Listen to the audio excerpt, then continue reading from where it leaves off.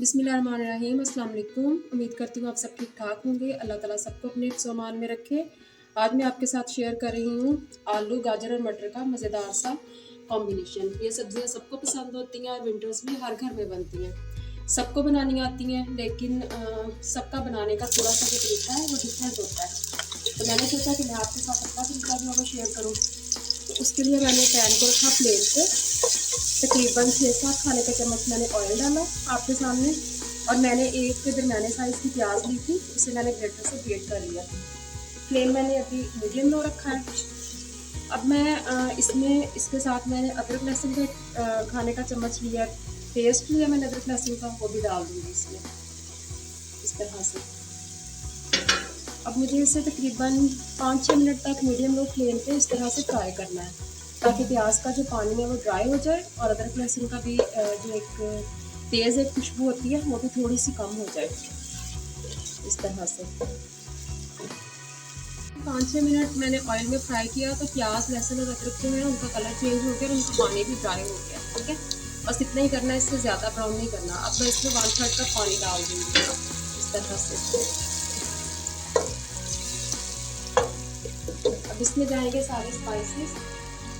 लाल मिर्चों का पाउडर जाएगा 1 खाने का चम्मच, और हल्दी जाएगी 1 चाय का चम्मच, और नमक इसमें जाएगा आधा खाने का चम्मच। आप अपनी मर्ज़ी से नमक, मिर्च वगैरह जो है वो कम कर सकते हैं या ज़्यादा भी कर सकते हैं अगर ज़्यादा स्पाइसी खाना चाहें।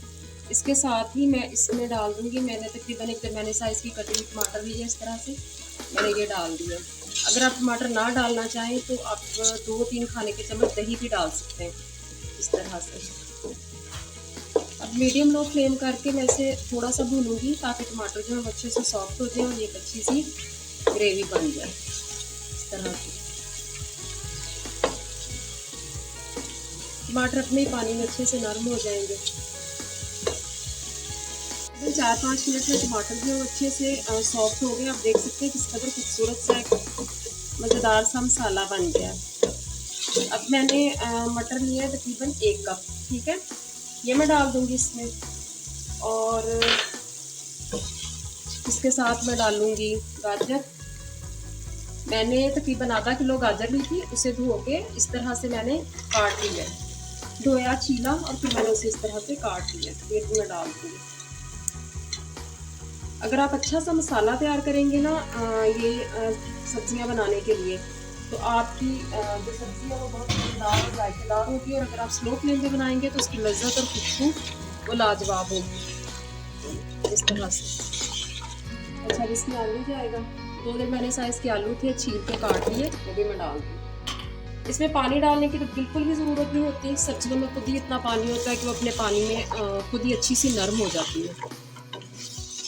बस थोड़े सब्र से हमें स्लो फ्लेम पे कवर करके उन्हें पकाना होता है, और थोड़ी थोड़ी देर बाद हमें चम्मच चलाना पड़ता है ताकि चिपक के जलना ना शुरू हो जाए। ठीक है, अब मैं इसे कवर करके रख दूंगी। तकरीबन 10 मिनट बाद फिर मैं इसे देखूंगी। हाँ जी, तकरीबन 10-12 मिनट हो गए थे, मैंने इस तरह से कवर करके रखा था। ठीक है, स्टीम से अच्छी सी गाजर का जो पानी है वो भी अलग हो गया। अब इसी पानी में गाजर, आलू और मटर जो है वो अच्छे से नरम हो जाएंगे। ठीक है, हमें कुछ नहीं करना, मैं दोबारा इसे कवर करके रख दूँगी, और उस वक्त तक इसे इसी तरह से स्लो फ्लेम पे पकाऊंगी जब तक गाजर, आलू और मटर जो है वो अच्छे से नरम हो जाए। तकरीबन 10-12 मिनट मज़ीद लगेंगे।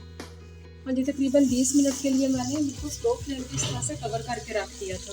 ठीक है, आलू, गाजर और मटर जो है वो अच्छे से नरम हो गए हैं। अब मैं तकरीबन 2-3 मिनट इन्हें भूनूंगी। वैसे तो ऑयल आप देख सकते हैं कि अलग हो चुका है। ठीक है, 2-3 मिनट तक भूनने के बाद फिर मैं इसमें गरम मसाला और हरी मिर्चें और थोड़ी सी हरा धनिया कटा हुआ डाल दूँगी। हाँ जी, 4-5 मिनट भूनने के बाद मैं इसमें डाल रही हूँ आधा खाने का चम्मच पिसा हुआ गरम मसाला।